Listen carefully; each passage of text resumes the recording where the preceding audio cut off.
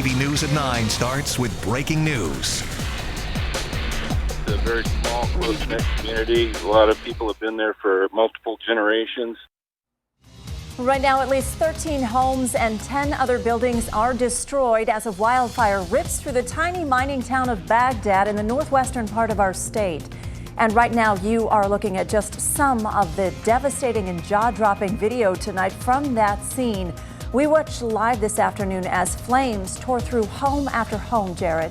And Heather, within just the last hour, the Yavapai County Sheriff's Office says their initial investigation into this fire shows a road construction crew may have started the fire earlier today.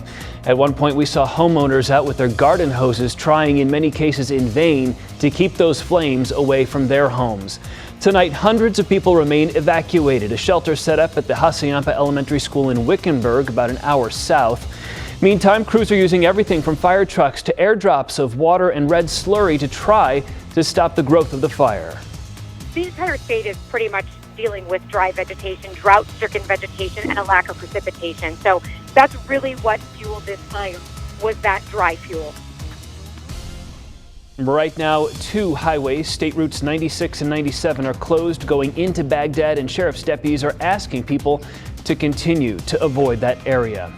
Well, many families today had just moments to spare as those quick-moving flames inched closer to their homes before completely engulfing many of them. Well, tonight we have team coverage on what's happening up in Baghdad, including the evacuations. Yetta spoke with one resident who had to leave his home in an instant. Yetta? Yeah, we have crews there who talked to this man. His name is Jerry Hoddy, and he's lived in Baghdad for almost 25 years. This afternoon, he's telling us he was taking a nap when a neighbor suddenly started banging at his door. Jerry Hoddy says he grabbed a phone quickly because a briefcase with important documents in it and 3 fishing poles, that was all he grabbed. He snapped a few pictures of the fire approaching his duplex. These are the pictures before he headed to safety. And he tells us he has now learned his duplex is now destroyed.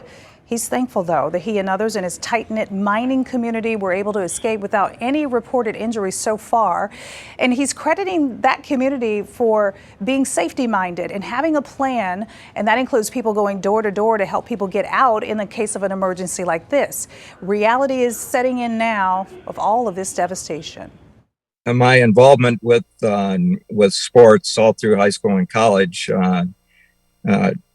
has prepared me mentally for most disasters that life can throw at you. So we'll all get through this as a community. It's good for him to keeping things into perspective, right? Jerry says, thankfully, he's insured. He's got both renters and content insurance, but he says that's not the norm here. So many of his neighbors that also lost their homes will have to start over from scratch. So